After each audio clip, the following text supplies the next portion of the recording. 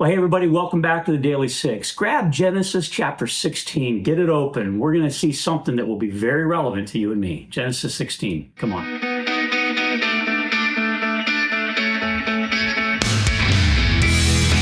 So throughout this teaching series, Knowing God, we've been using this little chart to describe how God has led the people of Israel through a series of 5 different movements. That he created us in his image, male and female, he created them. But that to live in God's image was not complete without there being a community. That God placed us in relationship one with the other.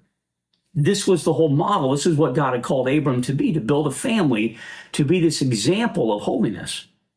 But that community, because relationships are always hard and they're always awkward, and we talked yesterday how God has given us family for holiness, and holiness is demanded upon us as we work through difficult relationships, because we always enter into a crisis. God ultimately, in that crisis, as we struggle with sin in those relationships, God ultimately will lead us through correction and to a cure. So, we've been studying Abraham this week, and God had made this promise. We read it yesterday in chapter 15, that God promised Abram that he would build a community.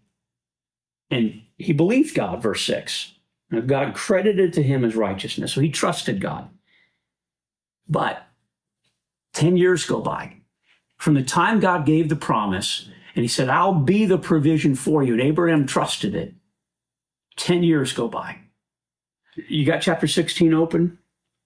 Verse 1, Sarai, Abram's wife, had borne him no children. So God hadn't provided yet. But she had an Egyptian maidservant named Hagar.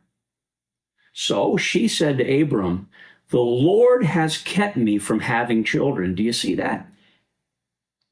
Sarai had heard the promise too. She saw her husband's faith. We don't really know where her faith was in this story. In fact, there's some evidence that it was a little weak. But she began to blame God. God promised this, and he hadn't pulled through. Friends, have you ever been in that situation where you do feel the Lord leading you to something? You put your weight down, you put your trust down on the Lord, but years go by and nothing happens. So look what Sarah said. She ran ahead of the Lord here. So Abram, go sleep with my maidservant, Hagar. Perhaps I can build a family through her. This is Sarai taking things into her own hands. God hasn't provided. So guess what? I got a game plan. Go sleep with my maidservant. Take her as your second wife. Build a family through her. This was the crisis of sin setting in on Abram and Sarai. Well, Abram agreed, latter part of verse 2, Abram agreed to what Sarai said. So after Abram had been living in Canaan 10 years, Sarai took her Egyptian maidservant Hagar and gave her to her husband to be his wife, his second wife. And he slept with Hagar, and she conceived. Now, here's where the crisis deepens. When Hagar knew that she was pregnant, she began to despise Sarai. So then Sarai said to Abram, you're responsible for the wrong that I'm suffering. I put my servant in your arms, and now she knows she's pregnant. She despises me, and may the Lord judge between you and me. I find this funny. It was Sarai's idea to begin with. And so now, because it's not gone well, because sin never goes well, it always eats away at the fabric of our identity. Now she's blaming Abram. Abram, it's your fault. You didn't control her. She has now begun to despise me.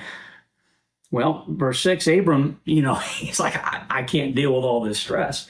He says in verse 6, Abram says, do whatever you think best. So then Sarai mistreated Hagar, and Hagar, she fled from Sarai. Oh, friends, when we run ahead of the Lord, things get ugly. And then when we respond to that ugliness with more ugliness, we sin and it doesn't go well. And now we're gripped by the consequences of that. So we sin some more to make ourselves feel better. Now, the story goes on that Hagar flees, and she's filled with a lot of sorrow and hardship. And the Lord, verse 10, an angel of the Lord spoke to Hagar and said, I'll increase your descendants. They'll be too numerous to count. He in other words said, Hagar, I'm going to bless you too. Verse 11, the angel of the Lord also said, "You're now a child, you'll have a son, you'll name him Ishmael, for the Lord has heard your misery. And so the Lord's going to be with you and give you this son. But," verse 12, "he will be a wild donkey of a man. His hand will be against everyone, and everyone's hand against him." There is a spirit of bitterness that's set in on this family.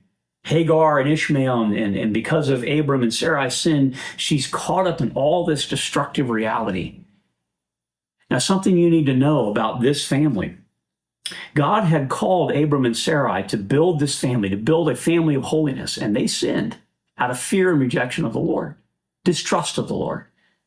And so the result of their sin was Hagar and Ishmael.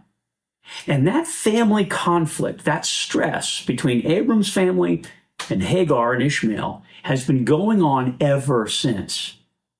Have you noticed it in the news? The Arabs and the Jews have never gotten along, and there's been tremendous conflict throughout the Middle East. Ishmael is the father of all the Arabs. Isaac, Abram and Sarah's son, we're going to learn about tomorrow, ultimately the father of Israel. So here's what I'm recognizing, friends, and I wonder if you could give God 6 more minutes and pray about this. That when you and I take matters in our own hands, it will always get worse. Where are you at risk of not trusting the Lord?